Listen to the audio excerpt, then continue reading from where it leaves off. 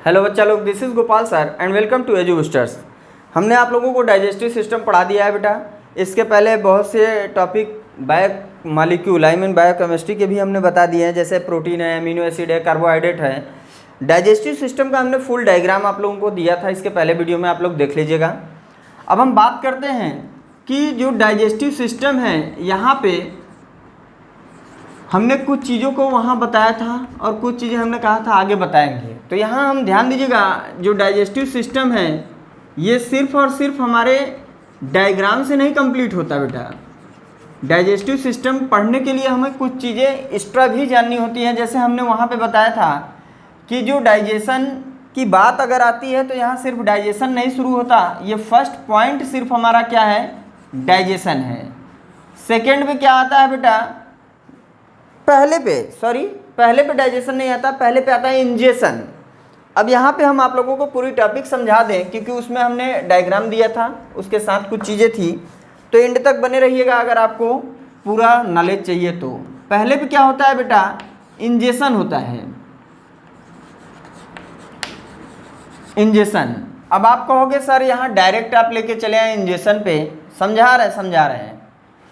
जैसे कोई भी फूड पार्टिकल है, इसको क्या किया हमने, अपने माउथ में लिया। मान लो यहाँ पे माउथ बना दे रहे हैं, ये हो गया माउथ, कुछ इस ढंग से। यहाँ पे माउथ में हमने लिया कोई भी फूड मटेरियल, तो ये कहलाता है इंजेशन। इसके बाद दूसरे पॉइंट पे आता है बेटा, दूसरे पे आता है डाइजेशन। अब डाइजेशन में होता क्या है कि यहाँ पे इस फूड मटेरियल को कूचेंगे, पीसेंगे, चबाएंगे, उसके बाद इसकी लुगदी बनाएंगे, यहाँ लार भी आएगा। तो ये दो प्रकार का होता है, एक होता है फिजिकल आई मीन जो कूचने पीसने वाला होता है, एक केमिकल होता है जो लिक्विड बन जाता है। तीसरे पे आता है डाइजेशन के बाद आता है एब्जॉर्प्शन।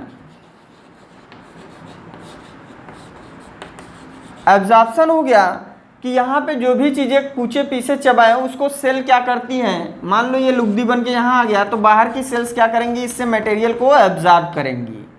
ठीक है, ये एब्जॉर्प्शन हो गया। इसके बाद आता है फोर्थ पे एसिमिलेशन।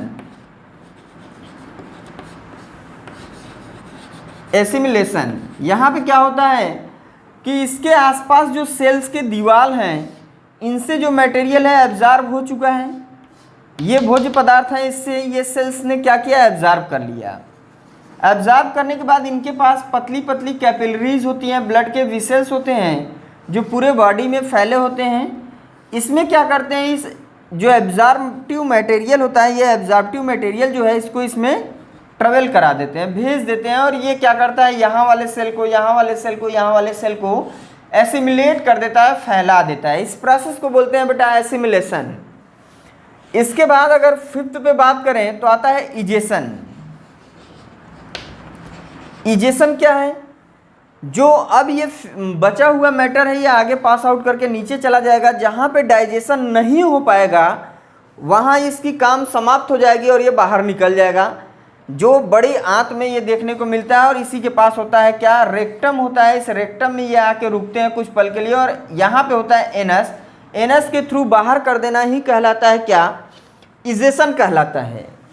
तो ये पॉइंट हमने सिर्फ आपको रिवाइज कराया बेटा, कि आपको जब हम आगे लेके चलेंगे तो आपको ये मालूम होना चाहिए कि क्या स्टेप्स यहाँ पे फॉलो हो रहे हैं। ठीक है बेटा, क्योंकि यहाँ बहुत से इंटरेस्टिंग पॉइंट अभी बताने जाएंगे। अगर आप लोग दिमाग को खोल के पूरे वीडियो के एंड तक रहेंगे तभी समझ में आएगा, अन्यथा नहीं आएगा।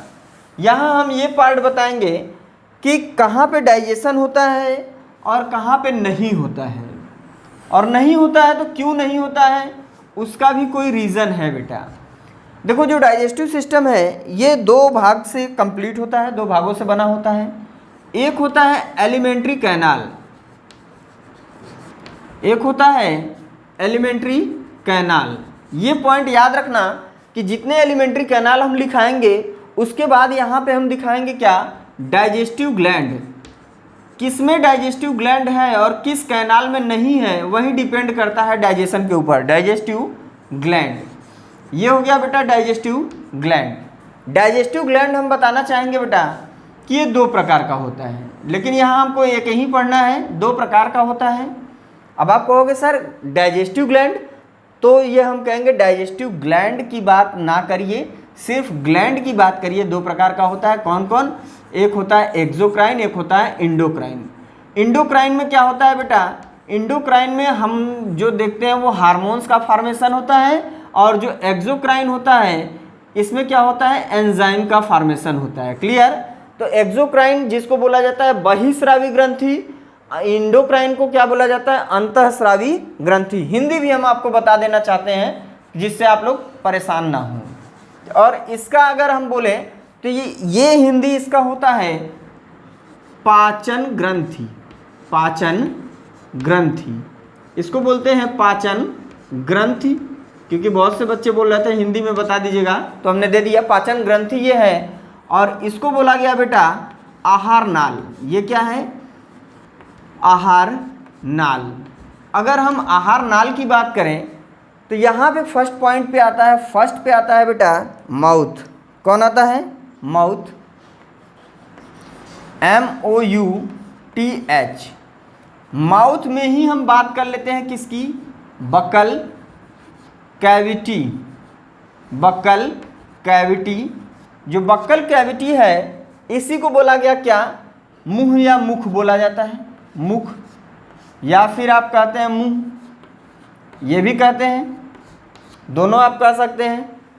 अब क्या इसमें हम आपको दिखाएंगे कि यहाँ डाइजेस्टिव ग्लैंड है? ये तो एलिमेंट्री कैनाल हमारी चल रही है, लेकिन इसके साथ साथ हमको ये भी देखना है कि क्या इसमें यह पाचन ग्रंथि पाया जा रहा है, और पाया जा रहा है तो कौन है? हाँ है, जिसको बोला गया क्या? Salivary. Salivary gland. Salivary gland होता है यहाँ पे। सैलिवरी ग्लैंड में यहाँ कौन कौन होता है? ये 3 प्रकार के सैलिवरी ग्लैंड यहाँ देखे जाते हैं बेटा। ये पॉइंट आपको दिमाग में सेट होना चाहिए। इसमें 3 कौन कौन होता है? पैरोटिड होता है, इसके पहले वाले में आप जाएंगे, डायग्राम हमने दे दिया है। सब लिंगुअल होते हैं, सब लिंगुअल होते हैं, और सब मैंडिबुलर होते हैं, सब मैंडिबुलर। ये 3 हमारे कहाँ होते हैं? मुख में होते हैं। ये पॉइंट आपको एकदम सेट हो जाना चाहिए माइंड में अगर आप पढ़ रहे हैं हमारे क्लास में तो। और प्लीज़ अच्छा लगे तो शेयर जरूर करते रहिए, शेयर करिए और लाइक करिए, लाइक करिए और शेयर करिए प्लीज़। अब अगर हम बात करें सेकेंड की, तो माउथ के जस्ट बाद आता है बेटा देखो फेरिंग्स। फेरिंग्स आता है, लेकिन फेरिंग्स के पास तो ऐसा कोई ग्रंथि नहीं है। फेरिंग्स के पास कोई ग्रंथि नहीं है जो पचा सके, तो इसकी कहानी हो गई खत्म। इसको क्या बोलते हैं? ग्रसनी बोलते हैं। इसको हिंदी में ग्रसनी बोलते हैं, ग्रसनी। इसके बाद आते हैं थर्ड पे, तो आता है इसोफेगस, जिसको ओइसोफेगस भी बोला जाता है, इसोफेगस। इसको क्या बोलते हैं?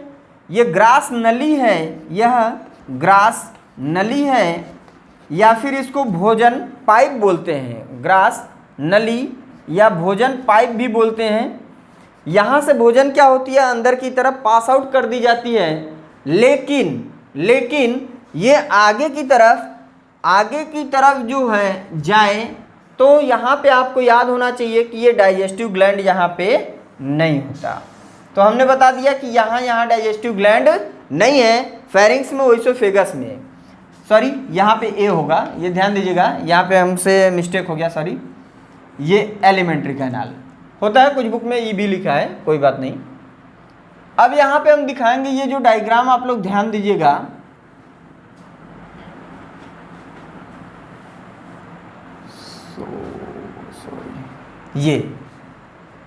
ये वाला पार्ट तो हमने बताया माउथ बक्कल कैविटी। यहाँ से नीचे की तरफ जब आते हैं, ये हो गया फेरिंग्स, ये होता है ओइसोफेगस। यही है ओइसोफेगस, सॉरी। चलिए आगे चलते हैं। नीचे चींटे आ गए हैं भाई, जहाँ पढ़ाते हैं नीचे की तरफ चींटे हैं, बार बार डिस्टर्ब कर रहे हैं। चलिए कोई नहीं। अब यहाँ पे माउथ के बाद फेरिंग्स, ओइसोफेगस। ओइसोफेगस के जस्ट आगे हम चलते हैं, ये बात करते हैं चौथे पे, तो आता है बेटा स्टमक। अब ये मत पूछना इसके कितने पार्ट हैं, हमने बता दिया 3 होते हैं। एक होता है कार्डियक, एक होता है फंडस, एक होता है पाइलोरिक। पाइलोरिक एकदम निचले वाले एंड पे होता है। कार्डियक कहाँ होता है? हमारे हार्ट के पास होता है, इसलिए कार्डियक बोला जाता है। बीच में जो होता है वो कौन होता है? वो होता है फंडस, क्योंकि वो फोल्ड टाइप का होता है। क्लियर? तो ये तीनों यहाँ पे होते हैं। लेकिन सर यहाँ से निकलिए मत, आप ये पहले बता के जाइएगा कि इसमें कौन सा ग्लैंड होता है। हाँ बेटा, इसमें जो ग्लैंड होता है उसका नाम है gastric gland. Gastric gland.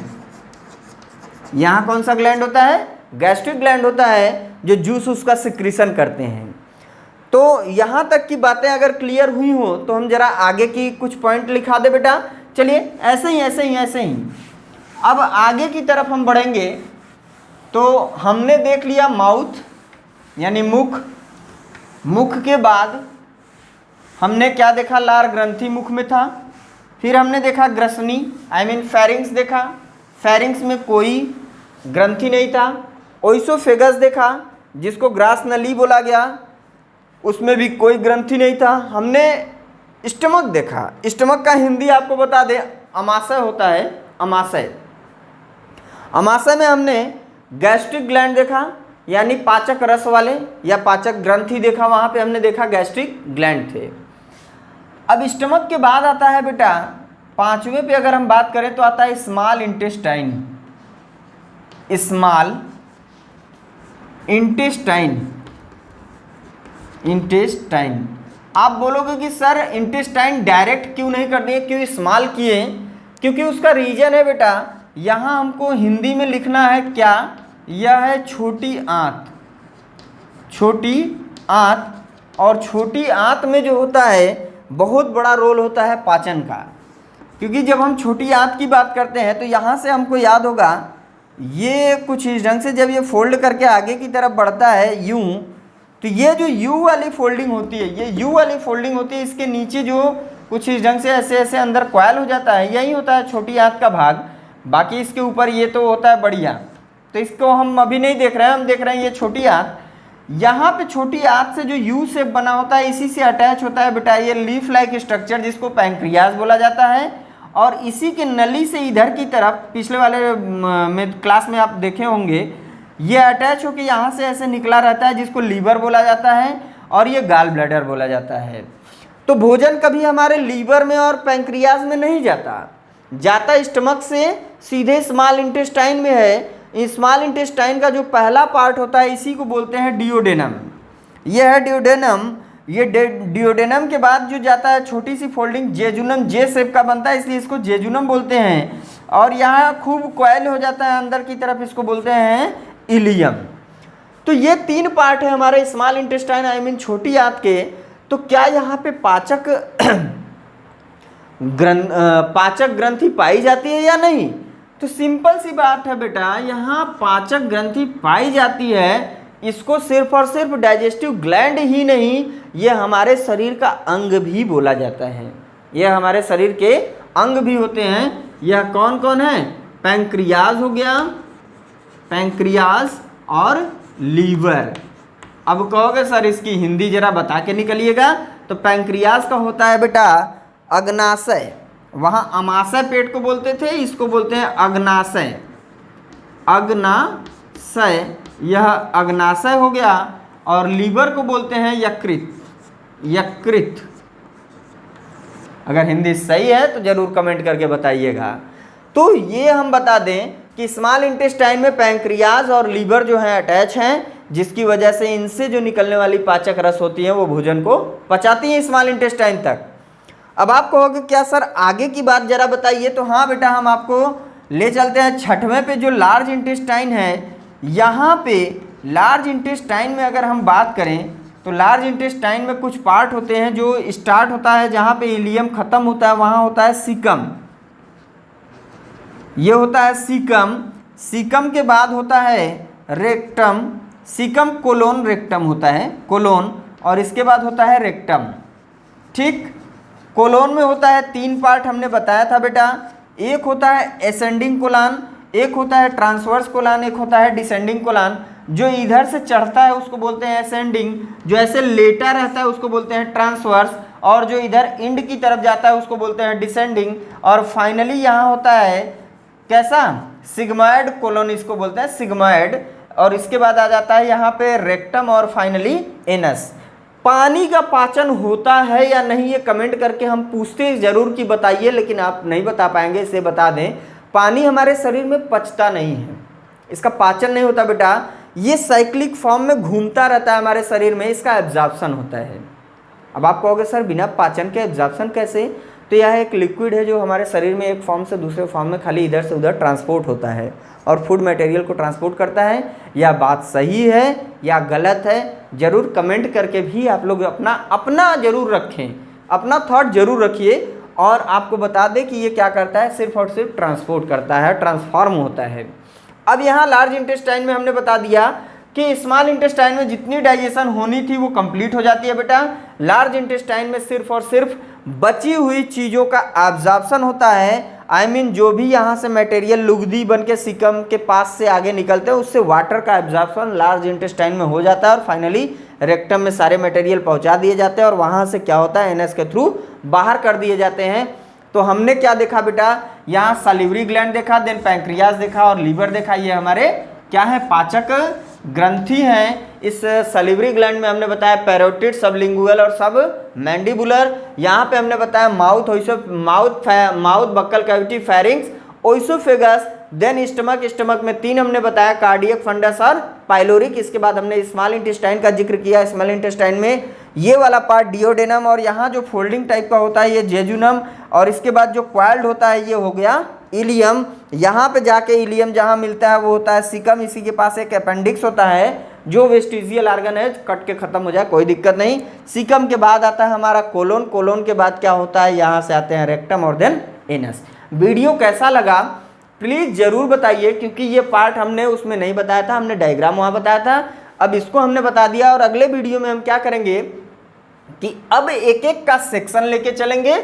Section के साथ साथ कौन से एंजाइम कहाँ पे यूज हो रहे हैं, जैसे माउथ में क्या हो रहा है, किस चीज़ का डाइजेशन, जैसे आपको पढ़ना है प्रोटीन, कार्बोहाइड्रेट, विटामिन, इन सब का किसका डाइजेशन कहाँ हो रहा है ये बताएंगे। अगर वीडियो अच्छा लगा हो तो प्लीज़ लाइक तो बनता है, लाइक बना दीजिए, देन उसके बाद सब्सक्राइब कर दीजिए, शेयर करना ना भूलें, कमेंट करके बताएं कैसा लगा। Thank you for watching my video.